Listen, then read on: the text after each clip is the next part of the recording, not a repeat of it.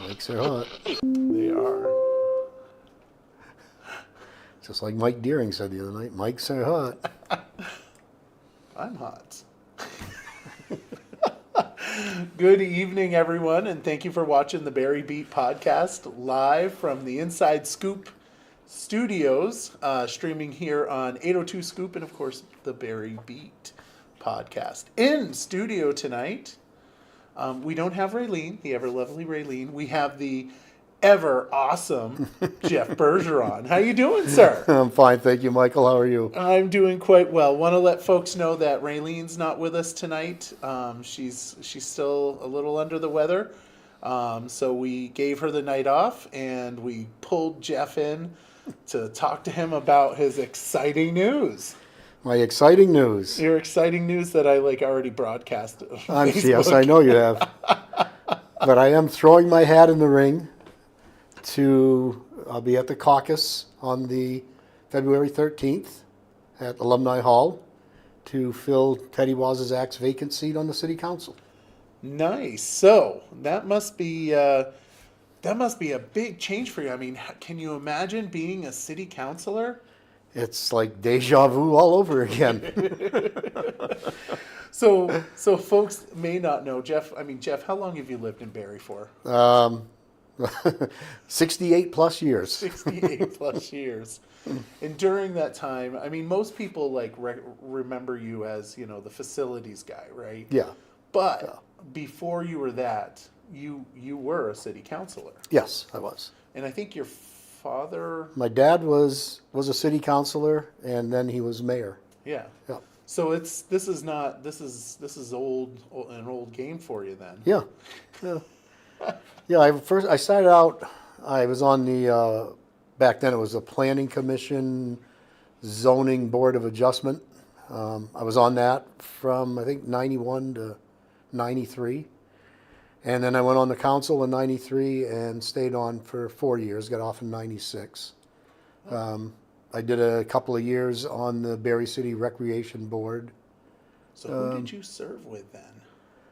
Well, the mayor was Harry Monty. Harry Monty, yep. The gentleman that sat next to me, or I sat next to him because I admired him and I learned a lot from him, was Arthur Ristow.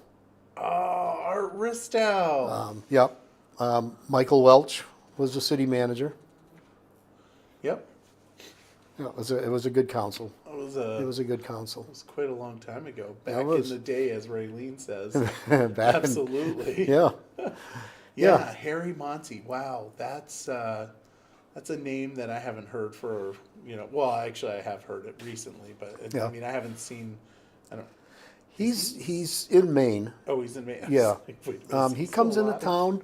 He actually comes into town. I don't know if he still does, but he would come into town on Thursdays, and him and Doug Brent would meet up for a while. I don't know if Doug went, but Harry went to Thunder Road on Thursday nights while he was here. Oh, nice. Yeah. Yeah. He, for those that don't know, Harry Monty was the mayor, and he also ran for state rep. Yes. State rep, I think his competition was harsh. Nobody ran against him, right? No. I don't think anybody ran against him. Yeah.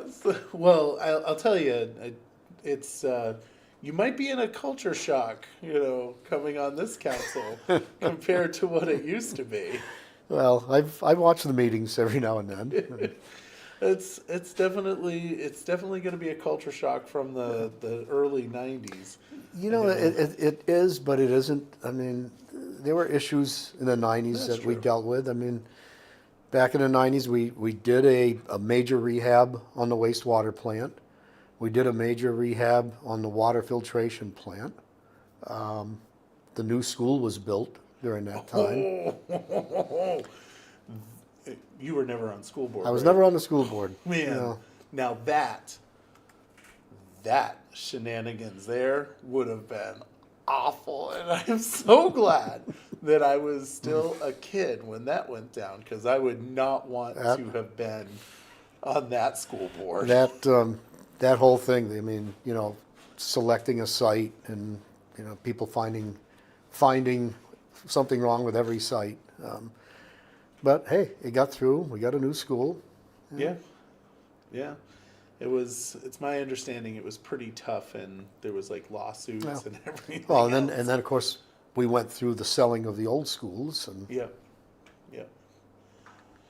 Yeah, I mean, that's kind of sad, but, So were you, no, you weren't part when they tore down the building behind the auditorium.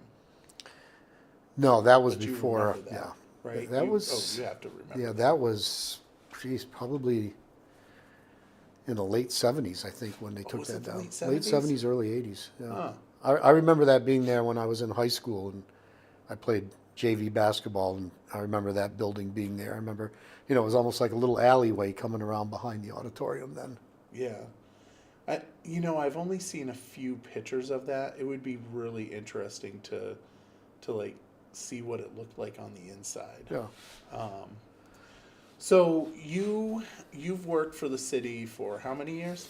Almost 17. 17 Yeah. years as the department head. Started out as the facilities director, and then it morphed into, they had the, we merged in the recreation, cemeteries, and facilities department, and it became buildings and community services. So I became the director of that. And Stephanie was the recreation director, and Dwight was the cemetery director. Yep. I remember Dwight. I will say, as the person in charge of the cemeteries, we're not going to talk about the dogs because, Well, then you and I will have to have another argument. I've gotten over it, Michael. You've gotten over I've gotten over it. My ordinance about animal or dogs in the cemetery. I'll let you off the hook. You'll let me off the hook. I'll say this: I know I'm friends with Giuliano Ceccanelli, who is on the cemetery. He's the chair of the cemetery committee, and he likes you. He misses you already. Does he? Yes. Raylene writes, right, we were kids then, Jeff. You can kick Michael later.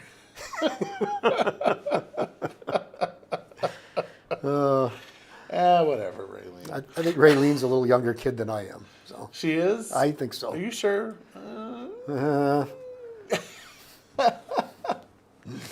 So 17 years. So you know the ins and outs of city hall. I'd and say, city yeah. government. Yeah. I mean, you have to. Yeah. What, if you don't mind, what do you think is like the biggest issue that we're facing here in our city? Well, There's so many. There is. The homelessness, this whole thing with the panhandling, people are afraid to be on Main Street, the drugs. I can tell you, right now I live over on Maple Avenue, and the building adjacent to where I live it's a drug house. It's traffic day and night, foot, vehicle, whatever, just continuous. It's not the Barre, Vermont that it was in 1991 through 96. It's a lot different. It's tough. I don't know how to fix that, but I know that they're talking about. We're talking about the ordinance that would deal with some of that panhandling, but the city council has decided they don't want to take it up. And I think it was a split vote 3-3. And what's your thoughts about? At this point, I'd support it. I say we put it out there, put something out there, and if people want to fight it and take it to court, whatever you have to do, but you can't sit back and do nothing. When you have 60-plus-year-old people getting knocked to the ground, their wallet stolen, you can't even come out of a store without somebody harassing you. Something needs to be done. Yeah. Yeah, that definitely, it would be nice to see, that ordinance come to fruition, but, we gotta get you on there, I guess. And, our police department is strapped. Yeah. As far as I know, last I knew when I left, they had 5 open positions. I think they may be down to 3 because I've seen 2 new officers come in. We got to have a fully staffed police department. Yeah. They're bogged down with, vagrancy calls basically, and mental health calls. I read the little police reports in the paper, and they're out because some guy's talking to himself, waving his arms, and swearing at people on Main Street. They got other things to deal with instead of stuff like that. Yeah, Barre City definitely has some serious issues. I know that the governor is going to be submitting some legislation to deal with these petty crimes. Yeah. That are they're not petty crimes. They're quality of life issues. And if we've got to be able to deal with that.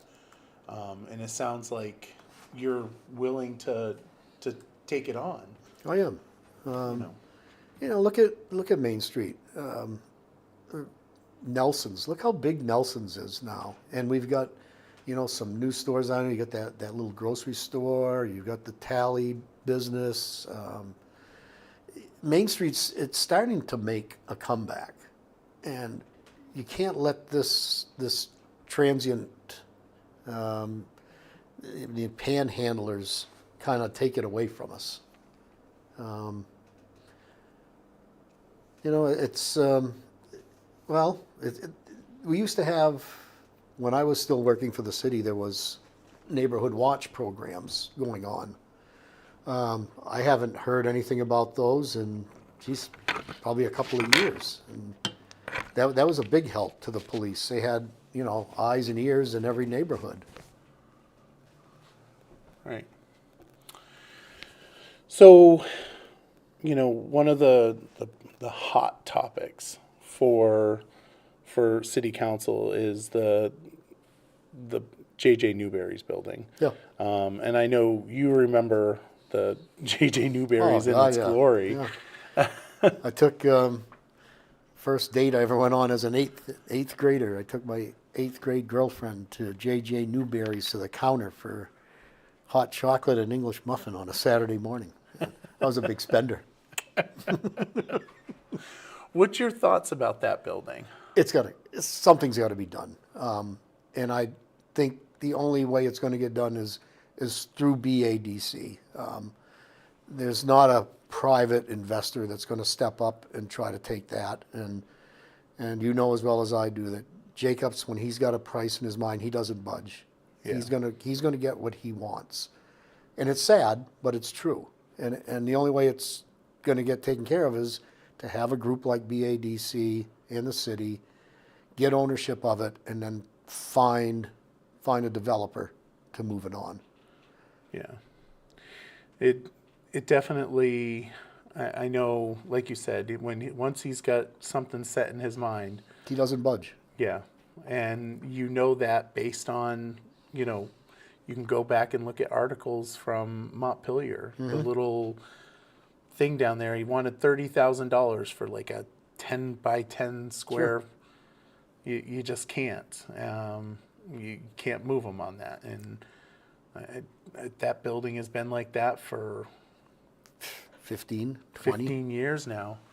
it can't continue. No. It's very, very unfortunate. But it sounds like you would support a redevelopment I would down there. support redeveloping that, sure. Yeah. And you remember the City Place Yes. process, so it was a lot of fun. My old stomping grounds as a kid. Yeah. When I was probably 5, 6 years old, 4 or 5 years old, we lived with, my grandmother had an apartment house right behind the old Brian Daly building, which is now Emsley's. There was a 2-story apartment building that my grandmother owned, and we lived downstairs, my grandmother lived upstairs. So we were on Main Street all the time as kids. We used to go into Montgomery Wards, where the courthouse is now, and they had an escalator. Oh. We'd ride the escalator until they throw us out. But, Main Street was so much different back Yeah. then. And there's a lot of talk about when the courthouse moved, things changed. Things changed a lot. Yeah. If you had a magic wand, what would you do with that courthouse? Not much you can do with it now. Yeah. It is what it is. So that was, they originally talked about making that a hotel, correct? I think so, yeah. Man, imagine what it would be like if it was a hotel and not the courthouse. I mean, and it's not like the courthouse it was in Barre. It was where Alumni Hall sits now. That was the courthouse. Oh, really? So that second floor meeting room in Alumni Hall was the courtroom. Really? Yeah. Yeah. I did not know So if you're that. sitting at the meeting and you look and there's doors, 2 doors on that wall on the back where the big screen is, and the one on the left went into what was the judge's chambers there. I did not know that. Yeah. That's very interesting. Yeah. Huh. See, this is what happens when you have someone with history here. They'll be able to tell you this interesting information.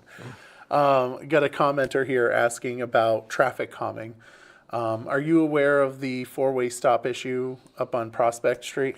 I used to live up there. Oh, okay. My wife and I separated. My wife still lives up on Westwood Parkway. Okay. So I lived up there for years, and it's been an issue, but it never really was a major issue. I think what's happened over the last few years is there's a couple of properties there where the grass doesn't get cut. And as you're inching up, if you're coming up Berlin Street, the house on your right, they have a fence, and the grass grows in the fence, and so it cuts down the visibility looking up Prospect Street. Then if you're looking to the left, there's a green area that's, I believe, city property, because a culvert runs under the road there. That doesn't get mowed. You don't have the visibility that way either. A 4-way stop would just slow it down a little bit, but it's basically maintaining that and reducing the speed up there. I know they have the sign up above by Bond Field that tells you, 25 miles an hour and a little flashing light, but people just come flying down that hill. Yeah. Traffic calming is definitely something that has been a hot topic, and it's a hot topic in Ward 2, right? You think of like Merchant Street. Yep. Maple Avenue. Oh, yeah. Maple you live Avenue. right on Maple Avenue. They fly up and down Maple Avenue. Yeah, I'm not going to lie. I fly up and down Maple Avenue. I've seen that green Jeep go by. Yeah, I bet. Yeah. Full confession, you probably have seen my green Jeep fly up and down Maple Avenue. It's easy to go, over the speed limit on that furrowway. Yeah. And, one of the other things I'd like to see, regarding traffic is, we've always had, over the years, a good street reconstruction program, and we had 2 years of flooding, actually 3 or 4 years of flooding, 2 back to back, that kind of took us off that program. We'd like to see that get back on schedule, where the street department does 2 or 3, 4 streets a summer, because they are bad. Streets are bad right now. Yeah. So you would support, because I know that Tom has done that 10-year plan previously, Yeah. and you would definitely support I'd him back doing that that again. 100%. Yep. Nice, yeah. Our infrastructure is desperate. Well, that's all part of it. You know, over the years, back in the 90s when I was on there, we came in, the city engineer came in with a plan and said, these are the 5 or 6 streets we're going to do this year, and all 5 of them are going to dig them up, new water, new sewer, and then repave. You know, and that was a great program. And then, like I said, it's just when you run into other things, when you run into flooding, you run into issues with, a water main break on a street that you weren't going to do that year. So you maybe shift and you do that one, and this one doesn't get done for another year. It's the infrastructure is old in the city. It's very old. We had some water breaks this past fall and winter where, they're 100 years old. Yeah, we have a lot of old stuff, and as you know, working with the facilities, the buildings are exceedingly old. Buildings are old. Including Gordon's Folly. Gordon's Folly. The Barre Auditorium, that's what they called it. Really? Yeah. I never knew that. You did? Gordon's Folly. It's in a book somewhere. I have it. Because was Gordon the mayor then? When It was Gordon. Gordon was the one that pushed it to replace the Goddard College Seminary. building. Yeah, or Goddard Seminary. Yeah. So you're running for Ward 2 caucus. Yep. And the question is so you run for these last 3 months of the term. Are you thinking about running again afterwards? Yes, certainly. You are. Yeah. So you're in it for a long haul. I'm in to get things done. Yeah. Nice. We need a lot of things done. We need a lot of people with historical knowledge for certain. And you absolutely have that. You spend 16, 17 years on the job, you learn a lot. Yeah. What's the... I'm just going to go into asking you questions about your job, about the job. Yeah. What is probably the best part about being the facilities director? Or department head, sorry. It was, mostly meeting people. Like when there's events up at the auditorium and in the BOR, I miss the farm show.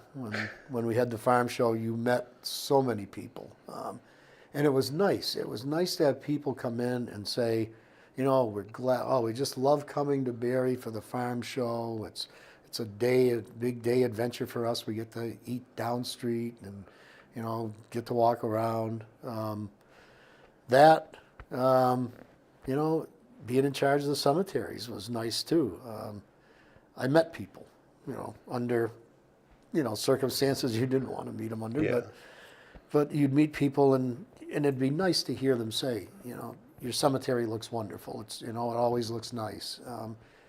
And that was one of the things I tried to instill with my crew was, people like it. When everything looks nice, people like it. Yeah. And we always strive to make sure buildings were clean, maintained, the grounds were. In the years I was here, we did, we did Playground 2000 I think that was done before I came in, but then we put new playgrounds in it, like Nativy down in the north end, Vine Street, Wabi Park down at the public safety building. Just put a new one in right before I left, or as I was leaving, up at Garfield, Matheson. We've put a lot of money into the play areas, the neighborhood play areas, and my guys that I had working with me at the time were real good about maintaining it. And Yeah, and like you said, let's talk about Matheson, right? Because I think that's technically the only playground in Ward 2, right? Because, I mean, we have some parks, Yes. but we don't have an actual playground in Ward 2. That would be the only one in 2. Yeah. And I know that you've worked very closely with the playground. The Matheson Playground Group. Yes. Ellen Sivert. Yep. Yep. And you've done a lot to that playground. Yeah.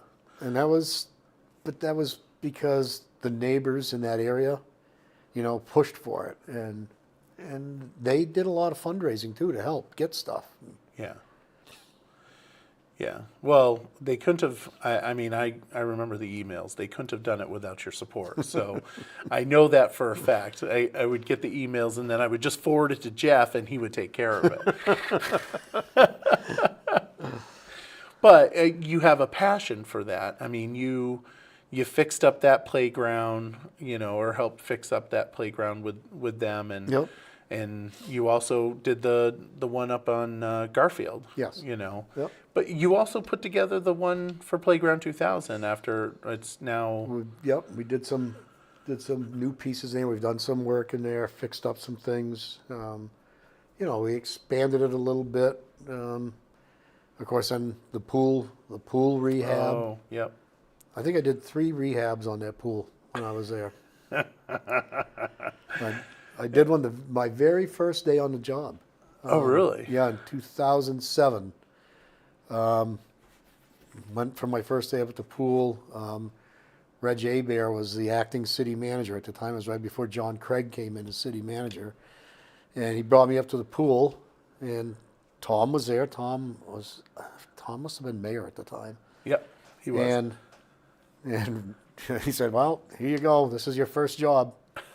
We're doing a rehab on the bathhouse, and we had a concrete guy come in and patch the pool, and so he did one when I first came in, and I think we were just about finished up when I left. So Nice. Yeah. At least now the equipment is above ground. yeah, Did you guys fill that in? You filled that in, right? yes, You filled that in. yeah. So any way I can try to convince you to get some splash pads in Ward 2? You know what? We had that discussion, and I was for putting a splash pad in. It'd be nice, man. And you wouldn't have the maintenance involved on a swimming pool. I know, And it would have cost a lot less. I know. Preaching to the choir. Don't get me wrong. I think the pool is wonderful for the people that use it, but it's not used like it was back in the 60s and 70s. Or 80s and 90s. I mean, I Exactly. remember it was always full. We went to the pool every day in the summer when we were kids. We rode Yeah. our bicycles from the north end up on the old railroad bed, which is now Yep. the bike path, Yep. to get to the pool.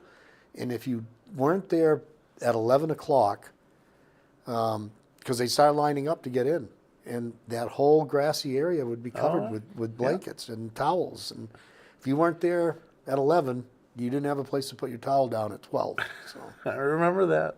But you must remember the pool on the north end. yes, yeah.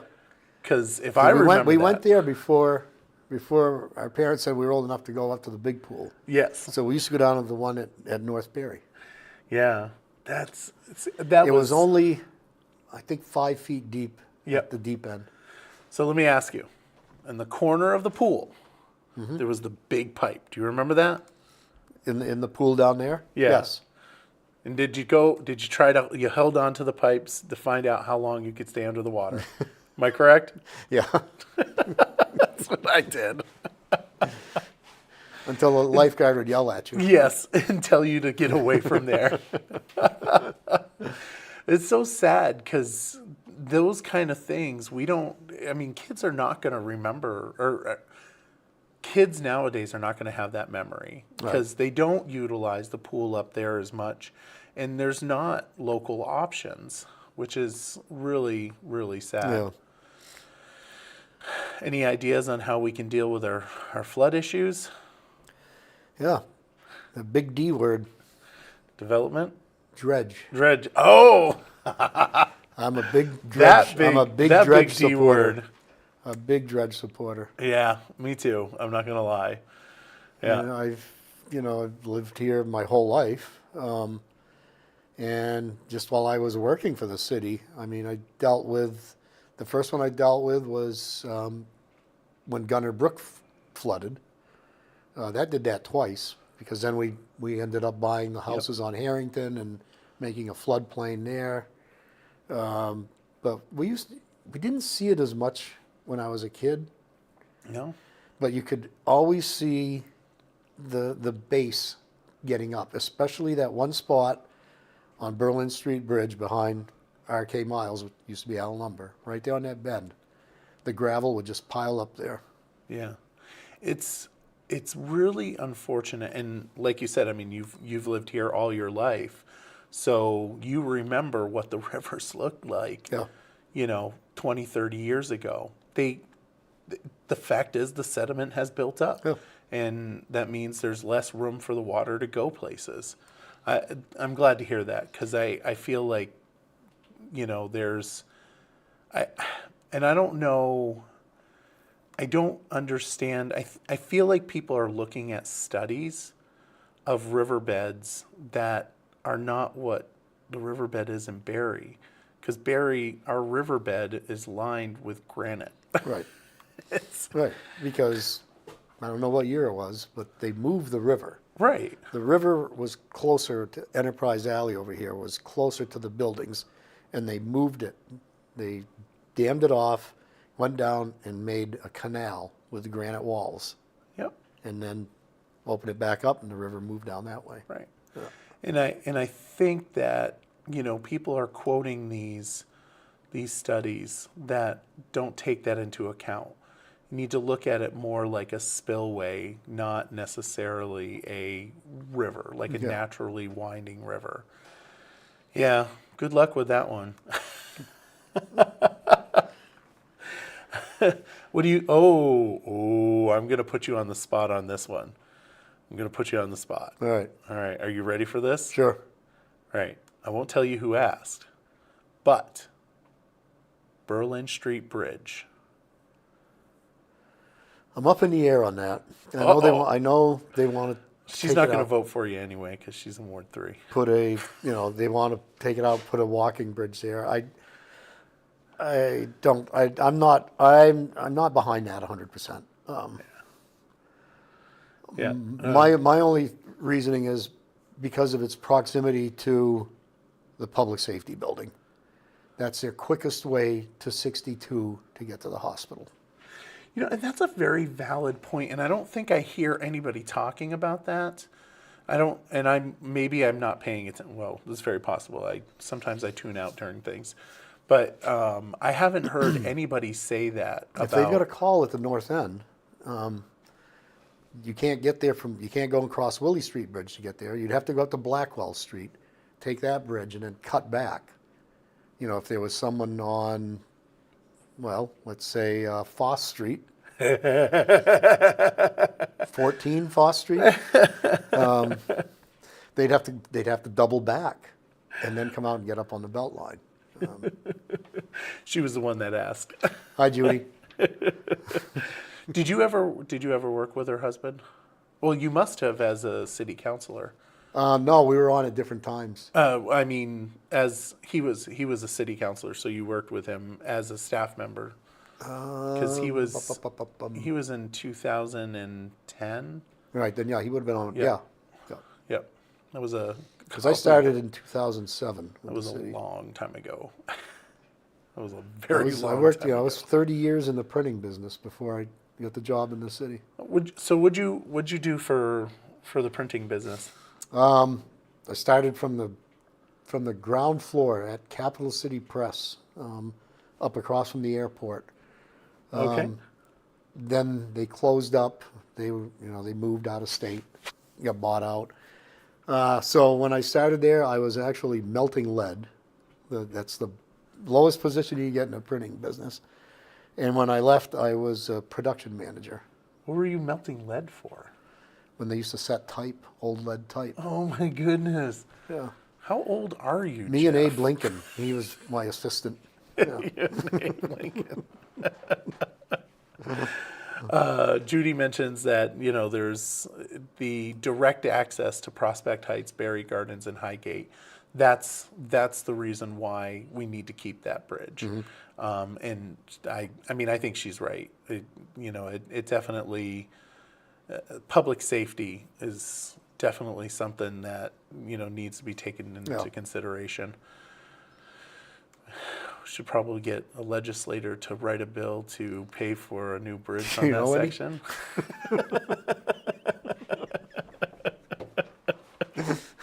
I don't know. What are you doing in 2 years? I don't know. Probably not that, right? Well, in 2 years, you're going to be a city councilor. Well, yeah, I will be. Yeah. Maybe. So since you have, well, I mean, one of the, obviously, the mayor is the leader of the pack for the most part, right? And you've worked under him as a staff member. Do you think that you will have the ability to work well with the city council? Oh, yeah. Yeah. I mean, that was a softball question. I Yeah. knew it was because you've worked well with them in the past. I worked with him as a city staff member. And I've done when I was director of the buildings and grounds or facilities, whatever you want to call it. I was involved with negotiations, union negotiations. Oh, yep. So I've been through a few of those. I did a few when I worked up at the press too. So. And obviously, you would probably be working with our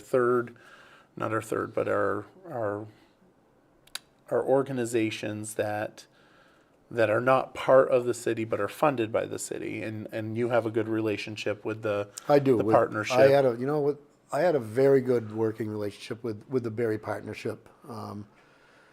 I tip my hat to Tracy when we lost the craft show, when the Crafters Guild folded up, said they weren't coming back, and I talked to Tracy, and Tracy said, "I'll give it a shot." And I mean, she's done it, 2 or 3 years now, and Yep. it's huge. I think it's better than it was before. Yeah. I think the partnership does wonderful things here. The Heritage Festival, the craft show. The Main Street looks nice. With the banners and the decorations.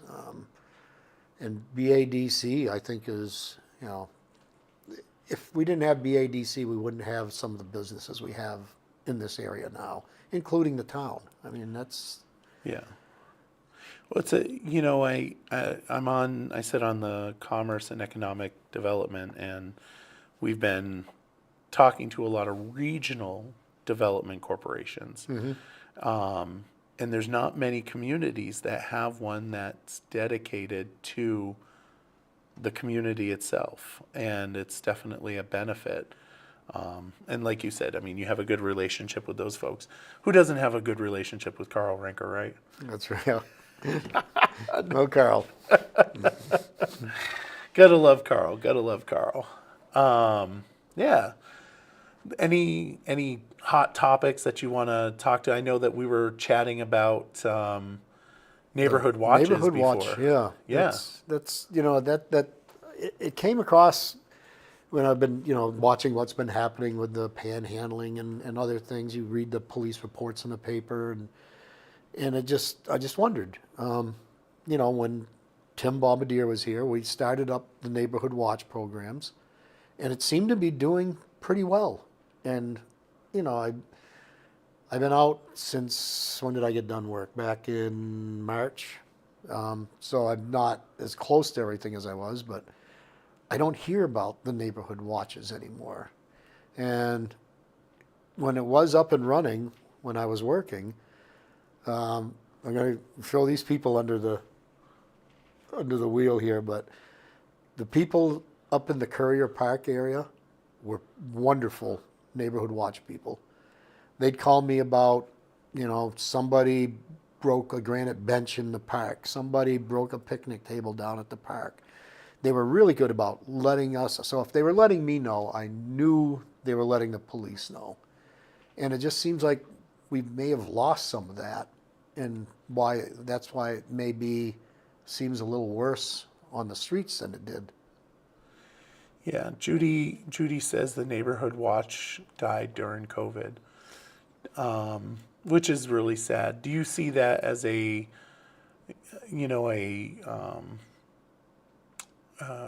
goal of yours to kick up again? I think I'm going to, because you always hear it, the police phrase, see something, say something. If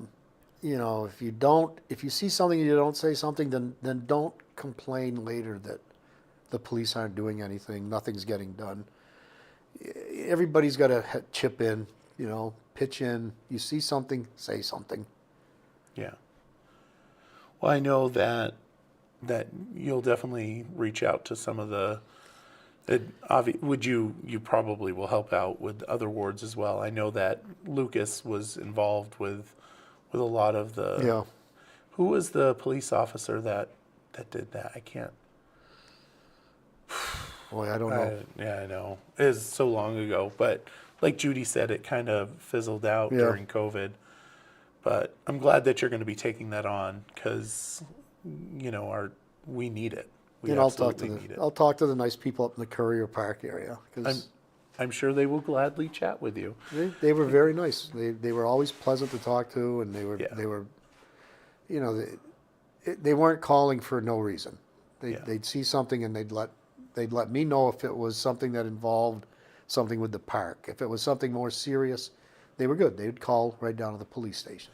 So Joe Aldsworth says it's Brian Orr. He definitely will have to reach out to him. He's in Ward 2. I was gonna say that he was in Ward 2. You'll have to give him a call. You have to give him a call anyway. He is, unbeknownst to a lot of people, he's my favorite whore.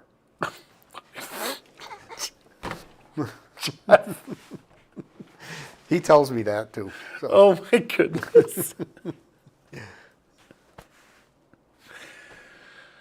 Oh man. Well, we'll have to you'll have to reach out to him to start those. Oh, look at that. And you were just writing it down, weren't you? Yep. To something to do. That's great. Yeah. Yeah. You'll have to reach out to them. I'm sure that they'll Brian is very good. He's I think he's still on third shift, which is he sees a lot of stuff. Yeah. Yeah, I would not want to do that job in Barre City at all. So, any other things that you want to talk about? Well,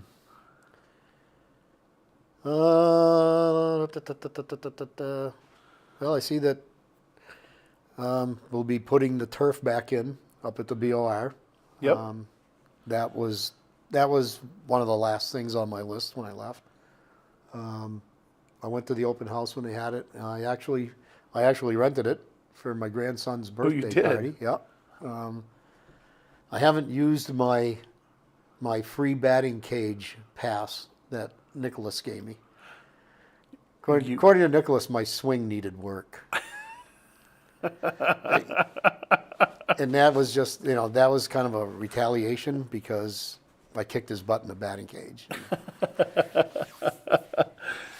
Nicholas isn't good at baseball. Is that what you're telling me? Well, he thinks he's good. He thinks. And I guess that's all that matters. That's all that matters. If he's happy with his swing, then yeah, okay. Raylene writes, "You got Michael is now blushing and flustered now over the comment from earlier." Yes, it's true. One of that turf. The turf is really that worked out really well. Nice. It really worked out well. It did. I'll tell you. And that's an area that it needs a lot of work. The BOR, you're going to see some big jobs coming up at the BOR. The roof is still the original, well, it's not the original roof. The structure itself was built in 1974 is when it finished. The rubber membrane's only been changed, I think, once, and that was in the mid-'80s. So it's going to need to be redone. They've done a few other things. There was some Painting. painting, yep. They put the new lights in, new LED lights. I know they're looking at LED lights for the auditorium because they're using those old halides. They're 1,000 watt bulbs. So there's a lot of things that still need to be done up there, but that place is doing all right. It's bringing in some good revenue. The turf was huge. I mean, that's summertime rentals that you weren't getting before. We've got you got the high school basketball tournaments coming up. That'll be in February, March.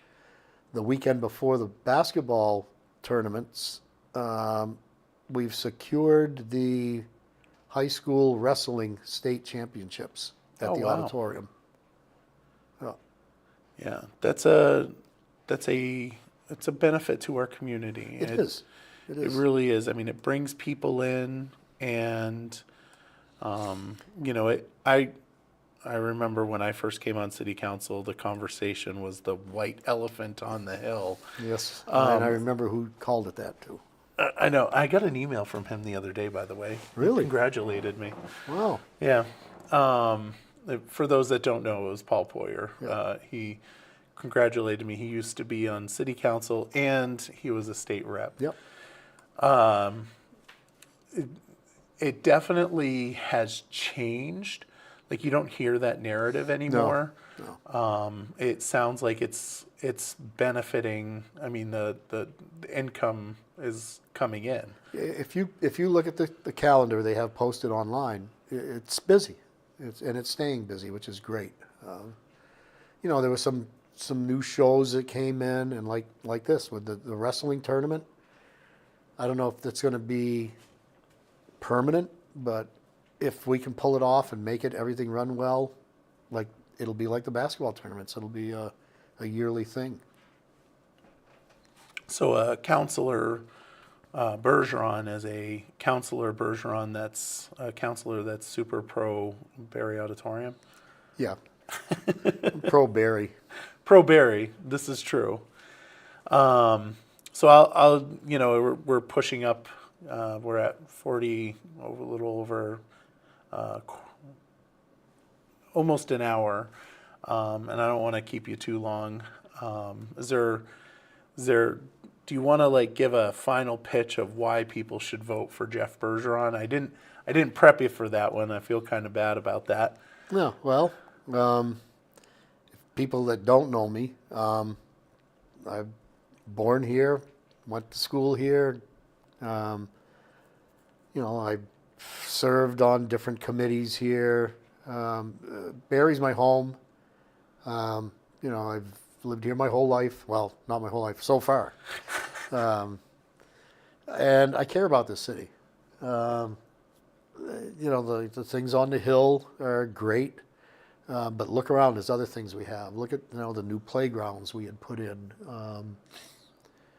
We got a nice tennis courts up at the pool area. We're putting I guess from what I talked to the boys up on the hill, they're doing some more work on Playground 2000 because they've had some vandalism issues up there. One of the things I'd like to see get done up there is the restrooms, the old blockhouse restrooms. We started working on them. We ran out of money, but I'd like to get those done. Fix up the shelters up, at the other end by the Rotary shelter. Barry's a good place. And if we can take care of this, the vagrants, the panhandling, get Main Street back to what Main Street should be, I think Barry'd be an inviting place for people to come and live. Yeah, and it's affordable. Yeah, no, you're right. Those are some keen areas that definitely need to be dealt with. Yeah. Yeah. We need, another thing that's kind of bothers me, absentee landlords.